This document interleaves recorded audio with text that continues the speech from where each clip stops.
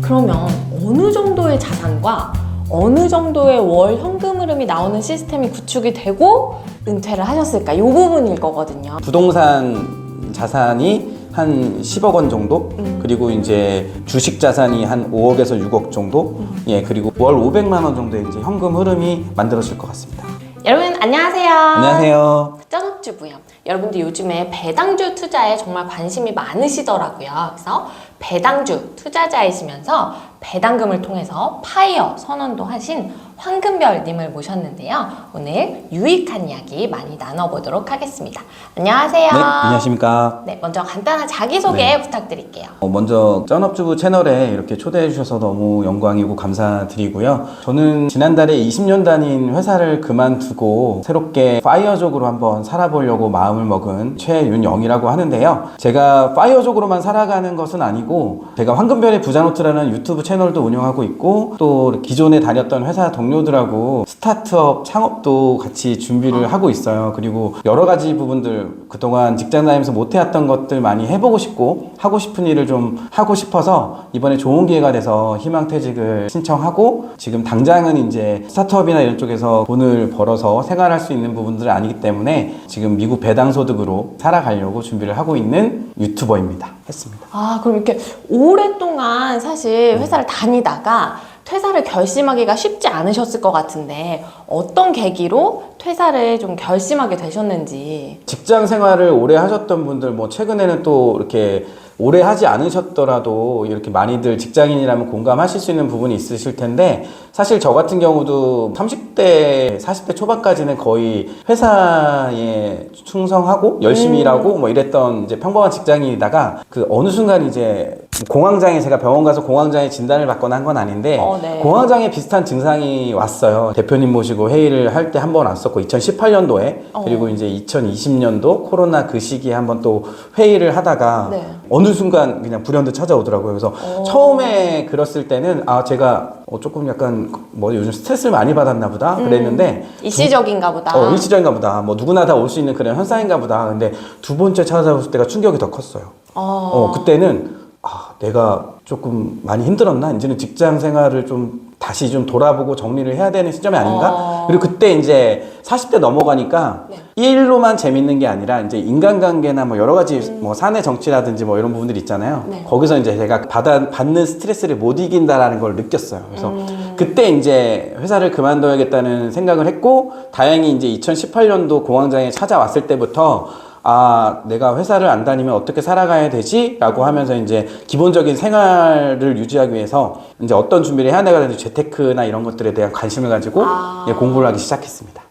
그러면 2018년부터 좀 이런 재정적인 부분에서는 은퇴 준비를 시작을 하신 거네요. 네. 근데 본격적으로 시작한 건 2020년 정도고요. 사실 다 마찬가지겠지만 처음에는 뭐부터 해야 될지 모르잖아요. 그쵸. 그러니까 대부분이 서점 가서 대형 서점이나 이런 데 가서 재테크 책을 막 열 몇 권씩을 사가지고 뭐 다 읽고. 네네. 저도 마찬가지였어요. 부동산, 주식, 뭐 선물, 미국 주식 다 그런 책들을 읽다가 2020년도 그 코로나 바로 직전에 2월달, 3월달 때 제가 이제 책들을 읽게 됐는데 그때 이제 조던님의 지금 제목이 기억이 안 나는데 부의 미래였나? 뭐 조던님의 책하고 그다음에 이제 소수몽키님 지금 굉장히 유명하신 유튜버시잖아요. 그분의 이제 미국 배당주 투자 관련 책이 있었어요. 그래서 그런 것들 보고 미국 주식에 대해 관심을 가지게 됐고 이렇게 배당을 준다고? 이게 사실일까? 이런 새로운 세계를 좀. 호기심에 이제 발을 들이게 됐었죠.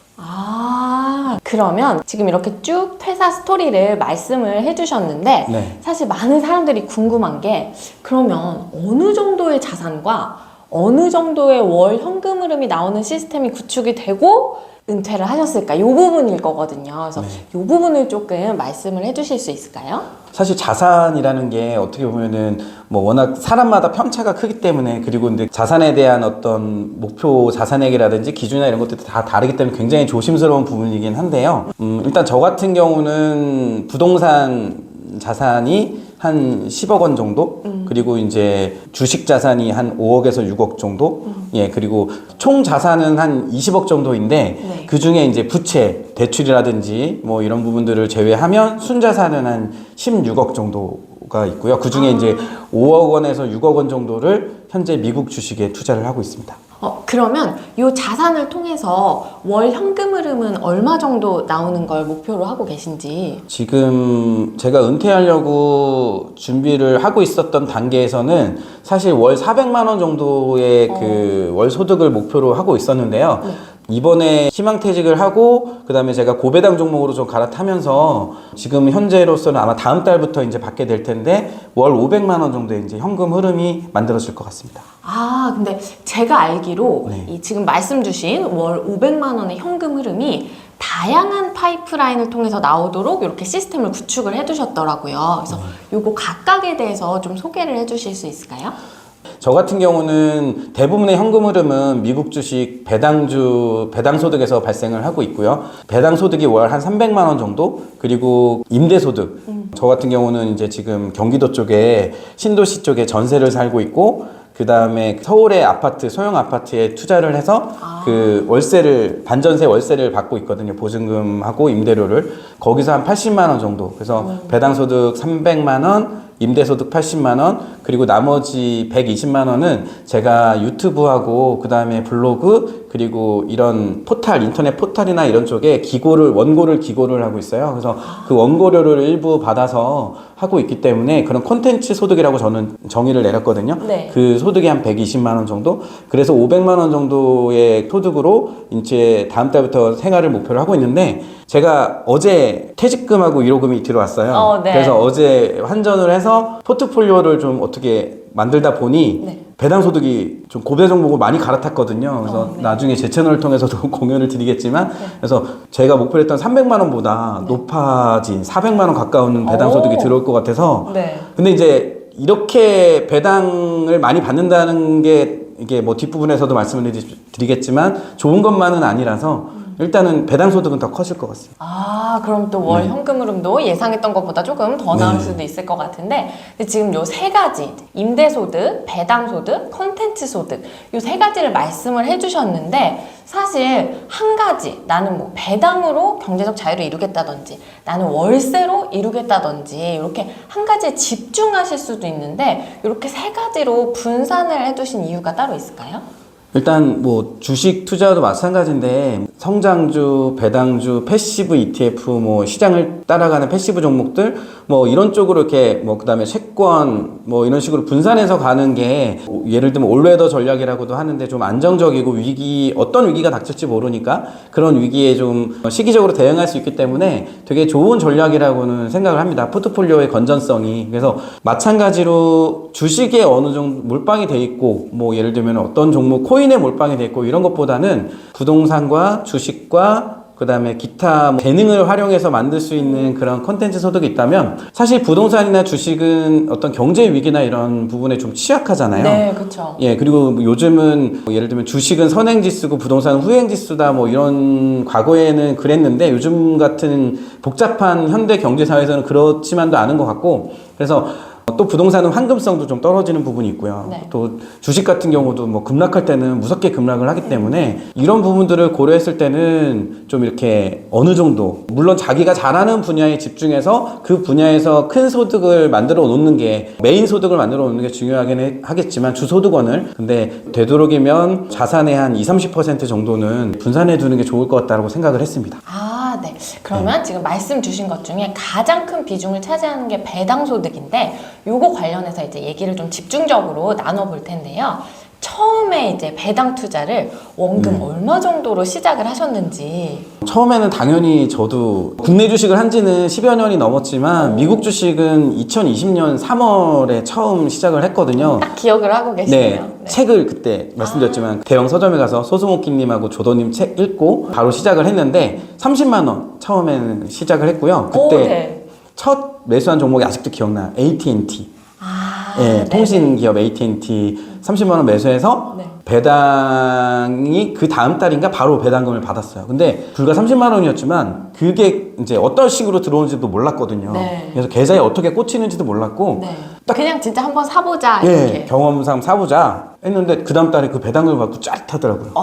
그래서 이런 투자가 있네? 하고 그다음부터 이제 조금 여유 자금하고 그다음에 이제 적금 같은 것들을 해약을 하고 나중에는 제가 개인연금과 종신보험도 모두 해약을 했습니다. 아, 네. 네. 배당이다. 네, 현금 흐름이다. 물론 보험이나 이런 부분들이 미래의 우산이 되어주고 기본적인 부분은 필요하지만 물론 실비보험은 당연히 필요하고요. 가족의 그런 것들을 위해서는 실비보험은 당연히 가져가야 되는 부분이고 네. 나머지 연금이라든지 종신보험은 사실 미래에 대한 것들이잖아요. 제가 뭐 70세나 더 나이 들어서 지금 현재의 행복을 좀 추구하고 지금 현금 흐름을 더 만드는 것이 더 중요할 것 같다라고 판단을 했고 지금도 그런 생각이에요. 그래서 이제 그런 부분까지 다 해약을 하고 미국 주식에 배당주에 다 올인을 했죠. 그러면 그렇게 본격적으로 좀 시작을 하시게 된 게 한 2021년부터인 건가요? 네, 2020년 3월에 그렇게 처음 미국 주식 경험하고 차츰 늘려가서 이제 뭐 코카콜라나 알트리아 이런 개별 종목들도 매수를 하고 이제 7월 달부터 이제 자금을 늘려서 10월 달 2020년 10월에 그때 그 해에 이제 코로나가 좀 잠잠해지고 1억 원 정도가 이제 자본을 투여했고 그때 제가 기억나는 게 그 시점이 미국 대통령 선거 시점이었어요. 네. 예, 트럼프가 뭐 불복하고 그래서 제가 큰 투자금을 환전해서 넣자마자 시장이 폭락했어요. 그래가지고 그때 좀 처음에 경험도 없는 상태에서 시장이 폭락하다 보니까 저도 손실이 컸거든요. 제가 뭐 주식 투자를 그렇게 크게 해본 경험도 없었고 근데 견딜 수가 있었어요. 어떻게요? 물론 이제 그때 제가 투자했던 종목들이 뭐 코카콜라나 알트리아 같은 어떤 우량주 종목들 중심이기도 했고 그리고 그런 시기에 이제 코카콜라 같은 필수 소비재 섹터는 좀 방어력이 강했고요. 또 주가가 하락하니까 이게 세계 경제가 불안해지니까 미국의 그런 어떤 정치 경제가 불안해지니까 환율이 오르더라고요. 환차손으로도 그것도 해칭도 해주고 그래서 초보임에도 불구하고 그런 경험들이 저도 되게 소중한 경험이었던 것 같아요. 시장을 시작한 지 얼마 안 된 상태에서 그런 폭락장을 경험했다라는 게 그래서 지금도 때려 맞았네요. 네, 때려 맞았습니다. 크게 한번 맞았죠. 엎퍼컷을. 네. 그래서 휘청거렸는데 다행히 다운은 안 되고. 네. 그러면 그 본격적으로 했던 2021년부터 지금까지의 배당 내역을 조금 말씀을 해주실 수 있을까요? 네, 2021년부터 이제 본격적으로 배당금을 받게 돼서 그때 2021년 1월에 이제 3억 원 정도 노후자금으로 준비해뒀던 3억 원 정도를 투자를 환전을 해서 이제 투자를 시작하게 됐고요. 그럼 2021년부터 3억 정도로 투자를. 네. 네네. 근데 이제 3억을 항상 다 모든 종목의 주식을 사진 않았고 보통 저 같은 경우는 한 20%그 정도는 예수금으로 항상 계좌에 달러로 원화가 아니라 달러로 가지고 있었습니다. 왜냐하면 원화 환율은 원달러 환율은 항상 좀 변동이 크기 때문에 달러로 가지고 있으면 주가가 폭락했을 때 살 수가 있고 또 환율이 갑자기 치솟게 되면 또 원화로 환전을 할 수 있는 장점도 있거든요. 그래서 저는 항상 예수금으로 한 20% 정도, 15%에서 20% 정도는 예수금으로 계좌에다가 보관을 했고요. 그러니까 실제적인 투자 금액은 한 2억 3, 4천만 원 정도였고 그 해의 첫 해 배당금으로 1,000만 원 정도를 받았어요. 너무 좋으셨을 것 같아요. 네. 그리고 2022년에 1,500만 원. 그리고 올해는 원래 2,000만 원을 목표로 했다가 제가 4월 달에 뜻하지 않게 희망퇴직을 신청하게 됨에 따라서 올해는 이제 많이 계획이 수정돼야 될 것 같습니다. 네. 그래서 이제 말씀 주신 것처럼 이제 퇴직금을 받으면 이제 올해부터는 총 5억 정도의 투자금으로 투자를 할 예정이다. 이렇게 해주셨는데 그러면 요 5억 정도로 연 얼마 정도의 배당금을 좀 목표로 잡고 계신지. 목표로 하고 있는 월 배당 소득은 월 300만 원, 그 다음에 연간 3,600만 원이었거든요. 세후로. 세전으로 하면 그게 4,235만 원 정도예요. 정확히. 네, 그러면 약간 배당 소득률로 약간 세전 8.5% 정도의 높은 고배당 수익률을 목표로 하는 그런 포트폴리오인데 실제로 제가 어제 추가로 매수를 했고 퇴직금과 위로금이 들어와서 입금이 돼서 추가로 환전을 해서 매수를 한 결과 더 높아졌어요. 네, 그래서 8.5%보다요? 네, 오히려 그래서 좀 이게 잘한 짓인가 사실 저도 안 가본 길이기 때문에 뭐 경험을 해봐야겠지만 지금은 한 9.5% 아마 월 400만 원 가까운 그런 소득이 발생을 할 것 같습니다. 이렇게 쭉 들으시면 아마 보시는 분들이 황금별님의 포트폴리오가 굉장히 궁금해지실 것 같아요. 그래서 현재 어떤 종목들에 어느 정도의 비중으로 좀 투자 중이신지.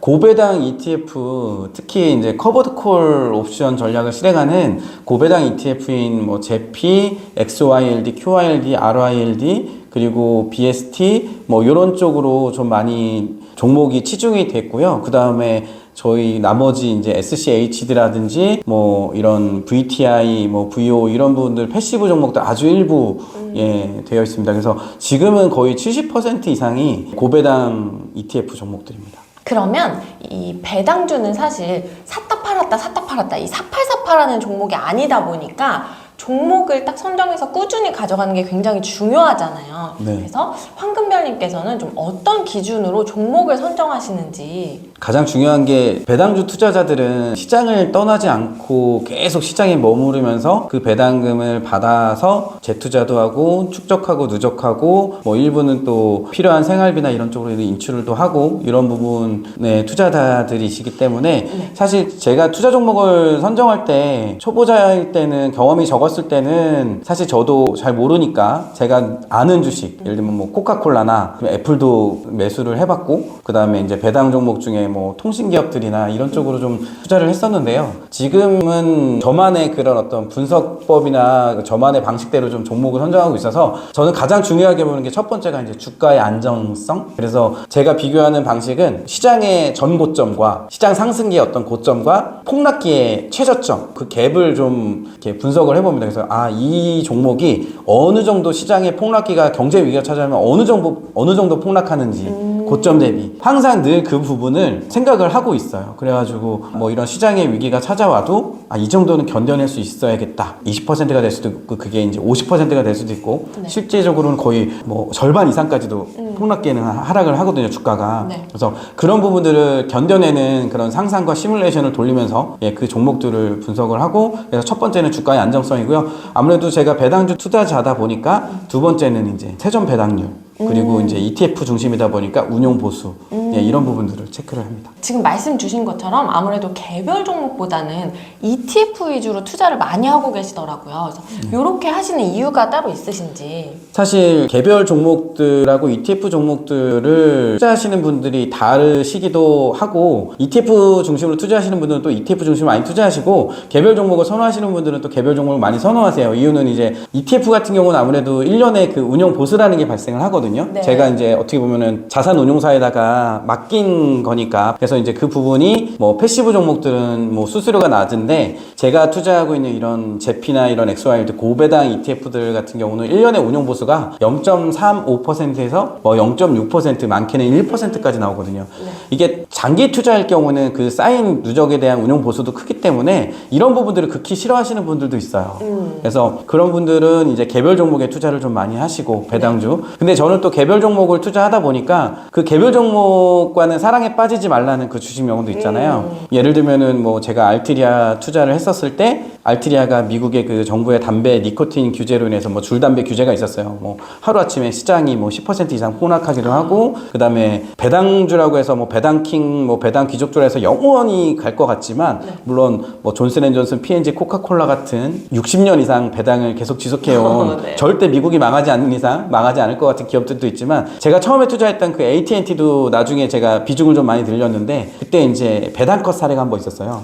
AT&T가 37년간 배당을 연속적으로 지급해온 배당 귀족주로 배당률도 높았기 때문에 미국 은퇴자들한테 굉장히 사랑받던 종목이었거든요. 네. 근데 어느 순간 한순간에 회사의 그 상황이 어려워지고 사업이 신사업에 대한 실패들이 있다 보니까 새로운 경영진이 배당컷을 해버리더라고요. 그래서 개별 종목과는 사랑에 빠지면 안 되겠구나 라고 해서 그 다음부터는 ETF 중심으로 좀 많이 포트폴리오를 전환했습니다. 어떤 그런 개인적인 경험이 좀 있으셨네요. 네. 근데 지금 이제 말씀 주신 포트폴리오 중에 제피가 굉장히 많은 비중을 차지하고 있는데 사실 이 제피가 많은 분들한테 또 사랑을 받고 또 핫하고 인기가 많은 종목이기도 해요. 그래서 이 제피라는 종목에 대해서 좀 간단하게 설명을 좀 해주실 수 있을까요?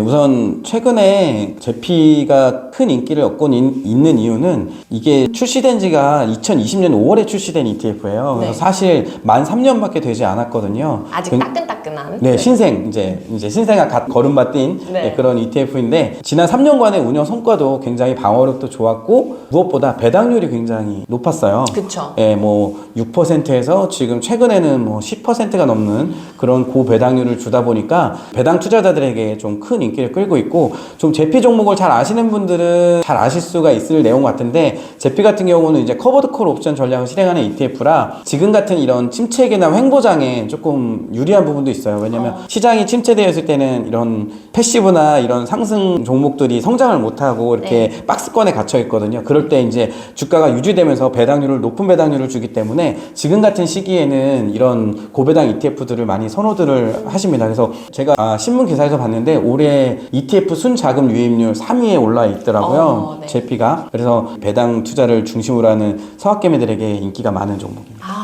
혹시 좀 유의해야 될 부분이나 이런 건 없을까요? 유의해야 될 부분은 일단은 커버드 콜 옵션 전략을 실행하는 ETF다 보니까 아무래도 상방은 막혀있고 하방은 좀 뚫려있는 구조이기도 하고요. 그리고 이제 ETF가 출시된 지가 3년밖에 되지 않았어요. 그게 가장 중요한 부분인데 왜 ETF의 역사가 중요하냐면 사실 ETF들도 패시브하게 시장 지수를 쫓아가는 그런 패시브 ETF가 있고 이렇게 제피같이 펀드 매니저의 역량과 자산 운용사의 운용 전략에 따라 운용이 되는 액티브 ETF가 있는데 이런 액티브 ETF들 같은 경우는 펀드 매니저가 교체가 된다거나 뭐 운용 전략이 바뀐다거나 하면 충분히 그 성과들이 달라질 수가 있거든요. 근데 지난 3년 만의 성과만 가지고 이거를 판단하기에는 물론 코로나라는 위기 이후에 출시도 되긴 했지만 그런 큰 경제 위기를 경험하지 못했다 보니까 이게 하락장이나 침체기에 어떤 주가 흐름과 배당 삭감이나 배당의 증가 이런 부분들이 어떻게 변화될지 모르기 때문에 그런 데이터가 없다라는 게 가장 리스크가 클 것 같습니다.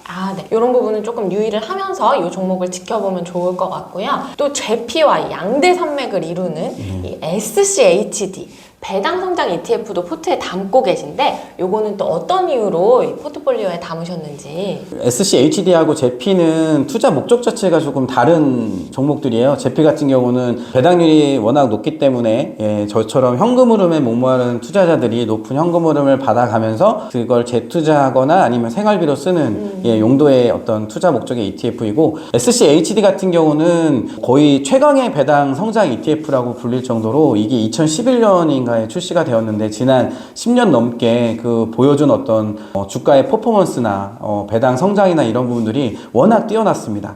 매년 CAGR 연평균 성장률도 10% 이상씩 매년 주가도 성장하면서 매년 배당금이 증액이 됐어요. 네. 4%에서 뭐 많게는 9% 뭐 이렇게 매년 배당금이 증액돼서 사실 저희가 미국 주식은 10년 이상 배당 연한을 지속해 줄 경우에 배당 귀족주라는 호칭을 부여하거든요. 그래서 ETF계의 배당 귀족주라고 불릴 정도로 매년 배당이 성장하면서 주가도 올라왔기 때문에 워낙 좋은 성과를 보였던 ETF입니다. 근데 세전 배당률은 SCHD는 3% 정도로 좀 낮죠. 그래서 배당률을 기대하기보다는 이렇게 오랜 기간, 장기간 투자할 경우 주가도 오르면서 배당 금액도 올라서 나중에는 내가 투자한 금액에 비해 투자 원금에 비해 높은 배당률을 받을 수 있는 미래를 대비하는 ETF. 그래서 이제 SCHD만 굉장히 이렇게 추종하시는 분들도 많고 한데 저 같은 경우는 둘 다 투자를 해서 경험을 해보면서 저한테는 이제 제가 40대 중후반의 나이가 됐고 은퇴를 앞두고 있는 나이기 때문에 저한테는 고배당 종목이 더 맞을 수 있을 것 같고 그 높은 배당금을 재투자하는 게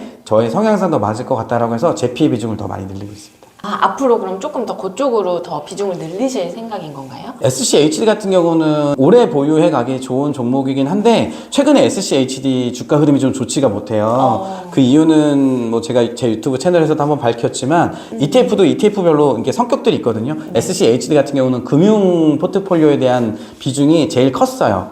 그러다 보니까 이번에 미국 은행 파산이랑 뭐 실리콘밸리 은행 파산 이런 사태들이 있었잖아요. 그러면서 미국 대형주들도 좀 휘청거렸고 그 영향으로 SCHD가 최근에 주가 흐름이 좀 좋지 못해요. 그래서 그 ETF 자체적으로 그것도 SCHD 자산운용사가 찰스 슈왑인데 찰스 슈왑에 대한 부도설 파산설도 한동안 이렇게 뉴스에서 계속 나오기도 했었거든요. 그래서 그런 부분들에 대한 우려 때문에 좀 논란이 있었던 종목입니다. 최근에 이제 포트폴리오를 리밸런싱 하면서 좀 새롭게 이번에 헬스케어 쪽을 비중을 확 늘렸더라고요. 그래서 아마 그런 식으로 대응을 잘 해갔기 때문에 오랜 기간 또 사랑받고 또 그렇게 꾸준히 성장하고 배당 성장을 기록해온 ETF가 아닐까 생각됩니다. 조금 더 SCHD는 당분간 이 횡보하는 모습들을 지켜볼 필요가 있는 종목인 것 같습니다. 그리고 또 개별 종목도 초반에는 하셨다고 했는데 코카콜라를 전량 매도하신 걸로 알고 있어요. 현재는 또 이렇게 하신 이유는 어떤 건지. 사실 코카콜라는 제가 미국 주식 시작하면서 처음에 AT&T와 더불어서 처음에 투자를 시작했던 종목이기도 하고 애정이 굉장히 많으실 것 같아요. 개인적으로도 좋아하는 그런 브랜드. 예를 들면 그렇게 오랜 세월, 오랜 기간 그런 브랜드와 명성을 유지할 수 있다라는 게 그 기업이 이어진다는 게 굉장히 부러운 거잖아요. 그래서 그런 기업들은 이제 보통 우리가 해자 기업, 네. 해자 기업이라고 부르기도 하는데 애정을 많이 가졌던 종목이기도 하고 제가 어려웠을 때, 그러니까 영상 초반부에 말씀드렸던 2020년 대선 때 코카콜라가 잘 방어를 해줘서 그때 제가 위기를 넘길 수 있었던 가장 큰 이유는 코카콜라가 수익이 많이 났었어요.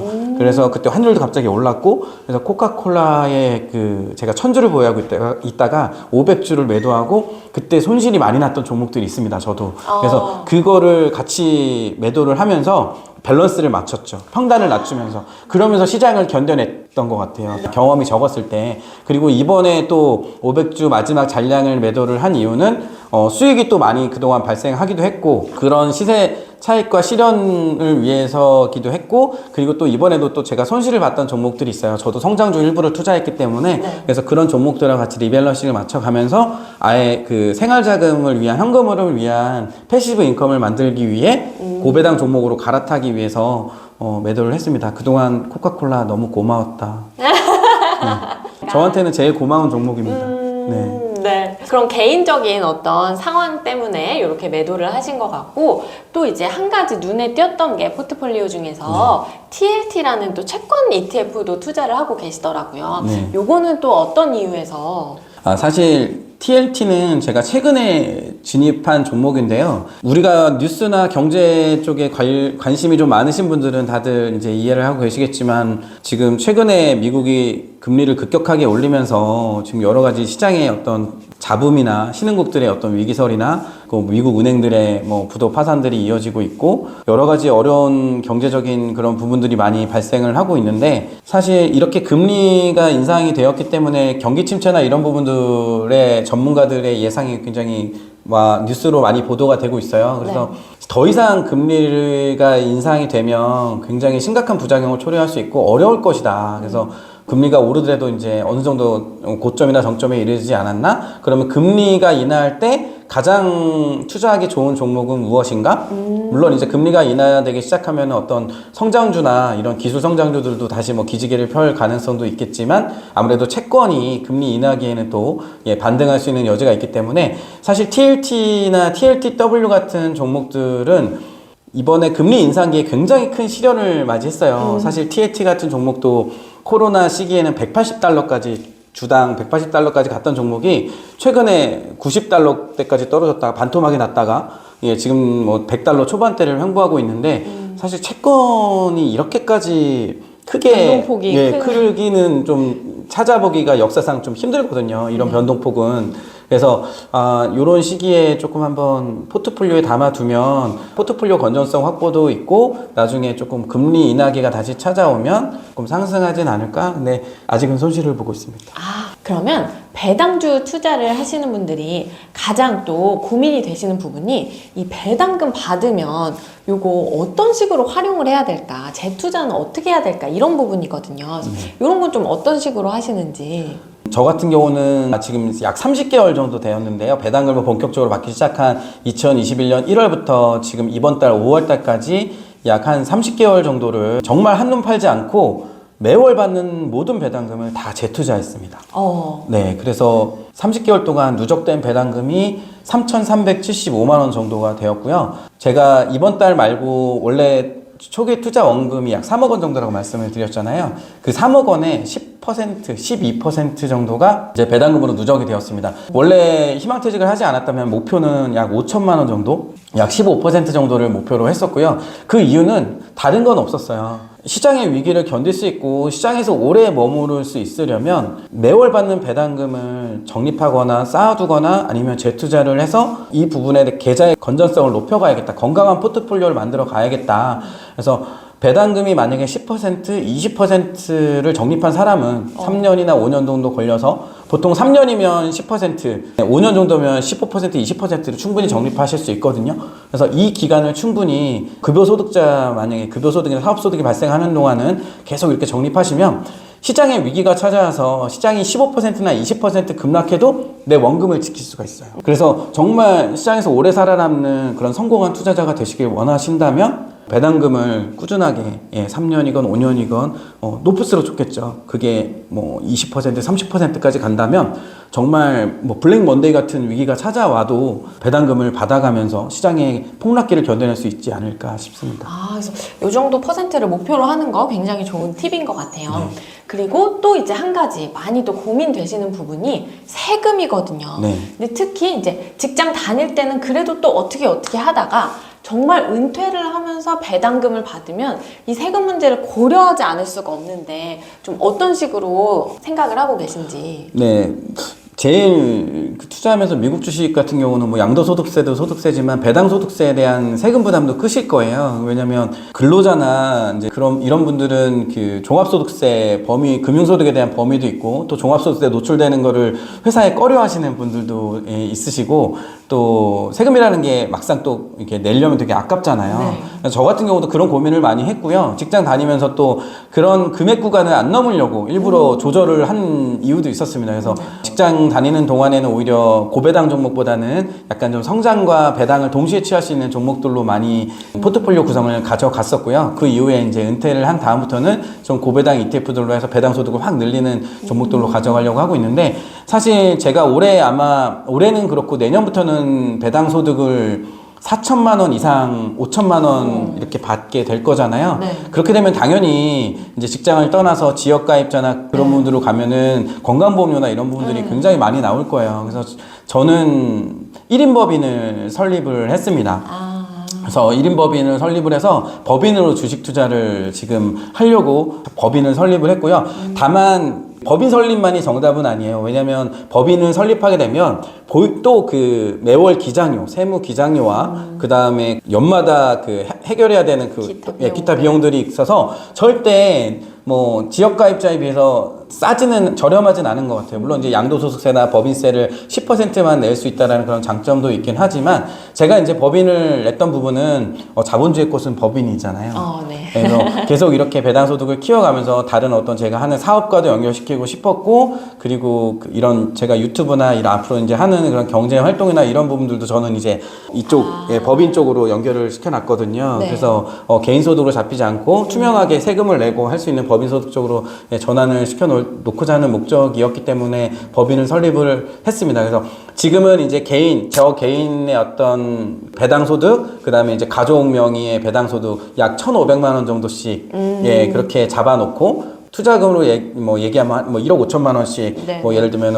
연간 1,000에서 1,500 정도를 받을 수 있는 개인의 어떤 그 한도를 정해놓고 나머지는 법인으로 투자를 해서 또 법인에서 발생하는 거를 나중에 제가 이제 급여로 받아가서 4대 보험을 해칭하고 건강보험을 해칭하는 과정을 저도 이제 다음 달부터 진행이 되거든요. 그래서 아직은 경험이 부족합니다. 제가 이제 이런 것들을 경험하면서 개인과 법인의 어떤 차이나 이런 부분들을 경험하면서 또 이렇게 직접 부딪혀가면서 한번 체크를 해 가도록 하겠습니다. 그래서 나중에 또 기회가 되시면 내년쯤에 한번 또 불러주시면 어떻게 살아왔는지 이게 정말 도움이 되는지 세금의 뭐 혜택적인 부분에서 뭐 절세적인 부분에 도움이 되는지 생각한 대로 정말 됐는지 계획대로 되었는지 이런 부분들 한번 또 컨텐츠를 가지고 찾아뵙도록 하겠습니다. 네, 알겠습니다. 그러면 또 이제 배당주 투자할 때 조금 유혹이 계속 되는 부분이 저쪽에 또 성장주도 나도 좀 담아볼까 막 이런 부분 고민이 되는데 혹시 성장주 투자는 따로 안 하고 계신지? 저도 성장주 투자를 하긴 합니다. 금액이 이제 포트 내에서 크진 않고요. 뭐 한때는 전체 자산 포트폴리오에서 10% 정도까지도 투자를 했고요. 지금은 이제 현금 흐름에 목말라 있다 보니까 3% 네, 미만으로 지금 일단 살아야 되니까. 네, 당장 다음 달부터 어떻게 생활비로 살아야 될지 걱정을 해야 되니까 지금은 이제 굉장히 이제 낮춰놨는데요. 지금도 일부 보유하고 있는 종목들도 있고 제가 미국 주식 투자를 하면서 크게 이익을 봤던 종목도 있고 또 크게 손실을 봤던 종목도 있고 뭐 루시드로 뭐 2배 이상 저도 수익을 내본 적도 있고 네. 그다음에 소파이와 니콜라로 크게 말아 먹었던 적도 있고 예, 소파이 니콜라 주주님들도 계시겠지만 성장주는 정말 어려운 것 같아요. 네, 그래서 지금은 성장주에 대한 어떤 그 선정 기준을 제가 꿈꾸고 좋아하는 종목. 혹시 그냥 어떤 게 있을까요? 제가 최근에 버진 갤럭틱이라는 종목을 투자를 했는데요. 이유는 다른 거 없습니다. 그냥 어떤 종목인가요? 우주 여행, 민간 우주 여행의 기업입니다. 최근에 뭐 스페이스 X나 일론 머스크나 네, 뭐 제프 베조스 다 우주 경쟁을 하잖아요. 다른 건 아니었고 민간 우주 여행 기업이라서 나중에 주가 많이 올라서 그 돈으로 우주 여행 탑승하고 싶어서. 네. 원대한 꿈인데요. 네, 그 꿈으로 그냥 샀습니다. 이런 식으로 저는 배당주 중심의 투자자다 보니까 성장주는 제가 정말 좋아하고 어떤 인류나 우리 사회의 미래를 좀 혁신적으로 바꿀 수 있는 종목들 중에 제가 관심이 가고 좋아하는 종목만 일부 담아야 누구를 원망하지 않고 오래 버틸 수 있더라고요. 지금도 버진 갤럭틱도 저도 손실이지만 그래도 우주로 가겠다는 꿈은 버리지 않고 있습니다. 네, 우주로 가는 그날을 꿈꾸면서 네. 오늘 이렇게 지금 여러 가지 이제 배당주 투자 관련해서 유익한 이야기 많이 나눠주셨는데 이제 정말 따끈따끈한 파이어 라이프의 세계로 이제 곧 들어가시잖아요. 그래서 물론 뭐 걱정되시는 부분도 있겠지만 기대되고 또 설레는 마음도 있으실 것 같은데 좀 어떤 라이프를 꿈꾸고 계신지. 네. 사실 희망퇴직이라는 것을 결정할 때까지는 저도 이제 뭐 일주일 이상 뭐 잠을 못 이루기도 했고 많은 인생의 어떤 전환점이잖아요. 맨날 20년 넘게 직장 생활만 하던 친구가 어떻게 살아갈까 이런 고민들을 했는데 아직까지는 결정을 후회하진 않고 지금 굉장히 좋습니다. 뭐 최근에 만나는 사람들이 얼굴 많이 좋아졌다고 하고 피부도 좋아졌다고 말해주고 일단은 가장 중요한 건 시간 부자가 됐고요. 예, 시간 그리고 제가 좋아하는 사람들을 만날 수 있고 이렇게 제가 좋아하는 채널에 또 이렇게 골라서 출연을 할 수도 있고 감사합니다. 또 네.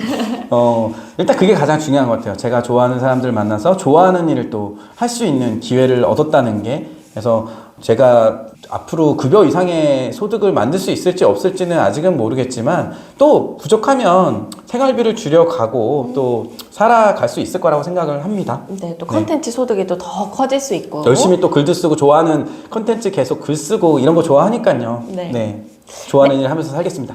네, 황금별님의 파이어 라이프를 응원하면서 마지막으로 저희 구독자 여러분들께 해주고 싶은 말씀이 있으시다면 일단 저도 사실 투자 경험이 많은 투자자가 아니고 제가 사실 이렇게 채널에 초대받은 것도 정말 영광이고 정말 평범한 직장인이고 평범한 투자자거든요. 다만 제가 이렇게 영상에도 나오고 할 수 있었던 거는 꾸준함이었던 것 같아요. 그 목표, 제가 월 배당 현금 패시브 인컴을 만들겠다는 그런 목표를 가지고 지난 30개월 동안 한눈 팔지 않고 꾸준하게 배당금을 재투자하고 지금도 이제 소득의 일부 생활비를 줄여가면서도 그 배당 소득의 일부는 계속 앞으로도 재투자해 갈 것이고 이렇게 시장에서 계속 오래 머물면서 노력하는 그런 모습들을 시청자분들이 많이 좀 사랑해 주셨던 것 같고요. 그래서 저도 이제 제가 이렇게 처음에 겪었던 어려움들이나 이런 부분들에서부터 이제 지나온 과정들을 계속 이제 3년 차 때까지 계속 공유를 해드리고 같이 지금도 어깨동무하면서 성장해 가고 있다라고 생각을 해요. 그래서 경험이 적으신 그런 투자자 분들이시라면 가장 먼저 우선적으로 제가 해드리고 싶은 그런 말씀은 일단 소크라테스의 명언처럼 너 자신을 알라 그리고 너의 자산을 알라. 그래서 개인적인 어떤 자산이나 우리 사람은 모두가 가진 어떤 각자 가진 자산이나 그 다음에 나이대 그리고 뭐 당연히 20대하고 40대 50대의 투자는 다를 수밖에 없고요. 그리고 각자 가진 자산이나 목표로 하는 현금 흐름 그리고 투자 기간 이런 은퇴 시기 모두 다 다를 거거든요. 그래서 어떤 유튜버나 어떤 뭐 전문가들에게 자꾸 현혹되기보다는 본인이 계속 그런 성찰을 통해서 본인이 원하는 목표, 본인이 이루어가고자 하는 꿈, 그런 것들을 구체적으로 세워가면서 성장해 가셨으면 좋겠습니다. 그래서 시장은 정말 무섭더라고요. 그래서 시장 앞에 항상 겸손한 자세로, 그래서 저도 배당금을 15%, 20%까지 계속 축적해 놓으려고 하는 게, 또 시장은 언제 또 이렇게 코로나 팬데믹이나 리먼 사태처럼 이번에 다가오는 또 금융 위기가 실제로 또 이어질지 안 이어질지 뭐 누구도 모르잖아요. 정말 한치 앞을 알 수가 없더라고요. 그래서 항상 시장 앞에 겸손한 자세로 본인이 하고자 하는 그런 목표를 이룰 수 있도록 안정적으로 건강한 포트폴리오 계좌를 만들어 가셨으면 좋겠습니다. 네, 오늘 이렇게 황금별님 모시고 배당주 투자와 또 경제적 자유 이런 부분에 대해서 여러 가지 이야기 많이 나눠봤는데요. 더 다양한 이야기들은 황금별의 부자노트 채널에 놀러 가시면 만나보실 수 있습니다. 그럼 저는 다음 시간에 더 유익한 이야기로 돌아오도록 하겠습니다. 안녕! 네, 감사합니다.